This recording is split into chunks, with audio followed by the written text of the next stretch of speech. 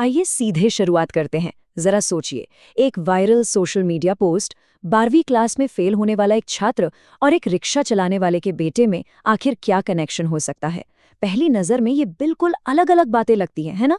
लेकिन सच कहूं तो इन सब के पीछे एक बहुत ही गहरा विज्ञान छिपा है। आज के इस एक्सप्लेनर में हम ठीक उसी एनाटॉमी को डिकोड करने वाले हैं, वो साइकोलॉजी और वो स्ट्रक्चर जो आम कहानियों को बिल्कुल अमर बना देती है। आज के इस सफ़र का रोड मैप कुछ ऐसा रहेगा। सबसे पहले हम समझेंगे हुक्स की साइकोलॉजी, फिर देखेंगे कहानी बनाने के 5 अहम चरण, उसके बाद सांस्कृतिक ज्ञान का असर, फिर कुछ ऐसी रियल लाइफ कहानियां जो हैरान कर दें, और आखिर में देखेंगे कि नई पीढ़ी को ये सब कैसे सिखाया जा रहा है। चलिए आगे बढ़ते हैं। भाग 1, द साइकोलॉजी ऑफ हुक्स, यानी इस शोर शराबे वाली दुनिया में किसी का ध्यान अपनी तरफ कैसे खींचा जाए। अब एक बड़ा सवाल उठता है, हम सब रोज अपने फोन पर लगातार स्क्रॉल करते रहते हैं, राइट? तो आखिर वो क्या चीज है जो अचानक हमें रोक देती है, जो हमारा पूरा ध्यान खींच लेती है? कंटेंट क्रिएटर्स इस बात को बहुत अच्छी तरह समझते हैं और वो इसका सोच समझकर इस्तेमाल करते हैं। ध्यान रखिएगा, ये कोई जादू नहीं है, ये प्योर साइकोलॉजी है। ध्यान खींचने के लिए मुख्य रूप से 6 खास साइकोलॉजिकल तकनीकों का इस्तेमाल किया जाता है।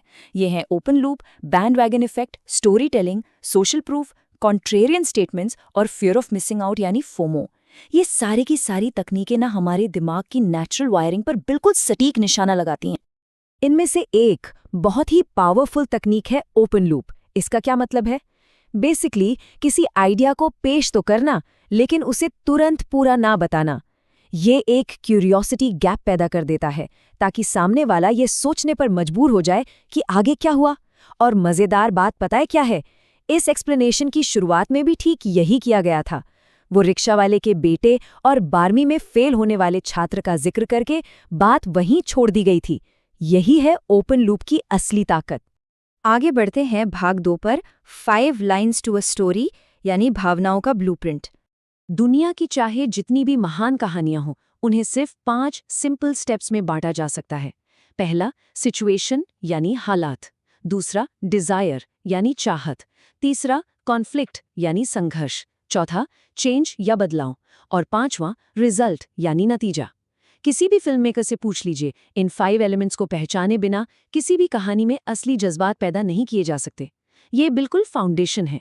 इसको और अच्छे से समझने के लिए द लायन किंग का एग्जाम्पल लेते हैं। सिचुएशन क्या है? एक युवा सिम्बा जो राजा बनने के लिए एक्साइटेड है। उसकी डिजायर क्या है?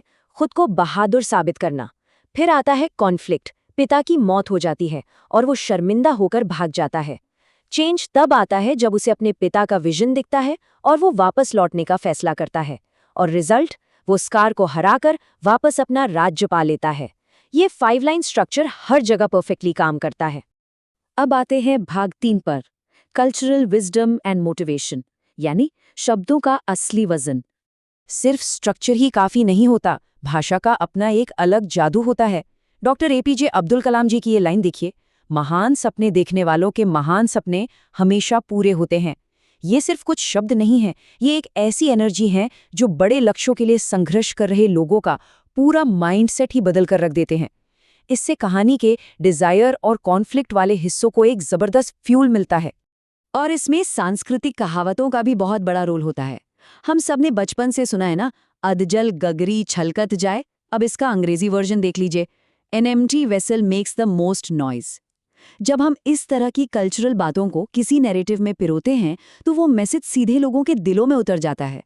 ये उन गहरी सच्चाइयों को दिखाता है जिनसे हर कोई रिलेट कर सके। तो अब आते हैं भाग 4 पर, ट्रायम्फ्स अगेंस्ट द ऑड्स, यानी असल जिंदगी के हीरो। 48 ये सिर्फ कोई रैंडम नंबर नहीं है। साल 2006 में गोविंद जायसवाल ने यूपीएससी सिविल सर्विस एग्जाम में ऑल इंडिया 48 रैंक हासिल की थी।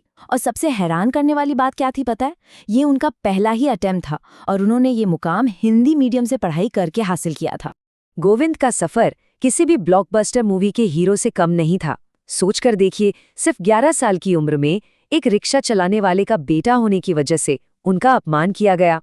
यहाँ से शुरू होता है उनकी कहानी का वो सिचुएशन और कॉन्फ्लिक्ट।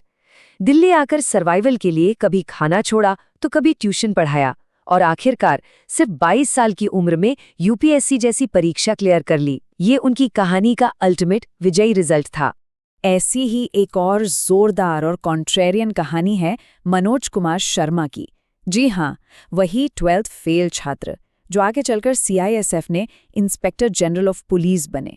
ये एक ऐसा नैरेटिव है ना जो हमारी सोसाइटी के इस बेसिक अजम्पशन को ही जड़ से उखाड़ फेंकता है कि जो स्कूल में फेल हो गया वो आगे जिंदगी में कुछ नहीं कर सकता। जरा इनकी लाइफ के टाइमलाइन पर नजर डालिए।